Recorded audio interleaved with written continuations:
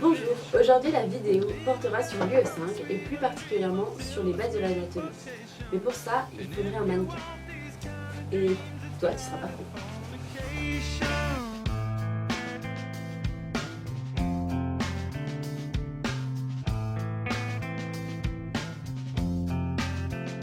La position anatomique de référence correspond à quelqu'un de droit, les pieds joints, les mains tournées vers l'avant et le regard vers l'infini. Par rapport à ce plan de référence, on va définir trois plans.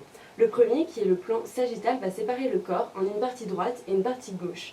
Et on va distinguer plus particulièrement le plan médian qui sépare bien le corps en deux parties totalement égales et qui passent par l'ombilic. Et par rapport à ce plan médian, on va distinguer des structures qui seront plus médiales, donc plus proches de ce plan médian, et celles qui sont latérales. Par exemple, le mamelon de Guillaume est plus médian que son creux axillaire, qui est plus latéral. Le deuxième plan sera le plan frontal qui sera perpendiculaire au plan sagittal. Cette fois, il va séparer le corps en une partie ventrale et une partie dorsale. Le troisième plan sera le plan horizontal qui va séparer ce corps dans ce sens et séparer les parties qui seront supérieures crâniales ou rostrales des parties qui seront inférieures ou caudales. Pour les membres, on va parler des structures qui seront proximales, plus proches du tronc, des structures qui seront distales, plus éloignées. Pour les dents, on va séparer les structures qui seront plus médiales, donc plus proches du plan médian, et celles qui seront plus distales.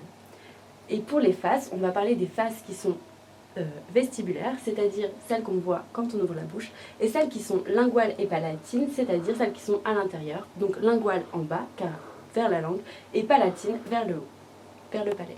Enfin, nous allons parler des mouvements de pronosupination. On va commencer par le mouvement de supination. C'est quoi la supination? Justement, la supination, c'est le fait de tourner les paumes vers l'extérieur, et pour s'en souvenir, on peut penser au verbe supplier. À présent, nous allons parler du mouvement de pronation, qui va être à l'inverse le fait de ramener sa paume vers l'arrière. Et donc, pour s'en rappeler, on peut penser au mouvement de prendre un objet.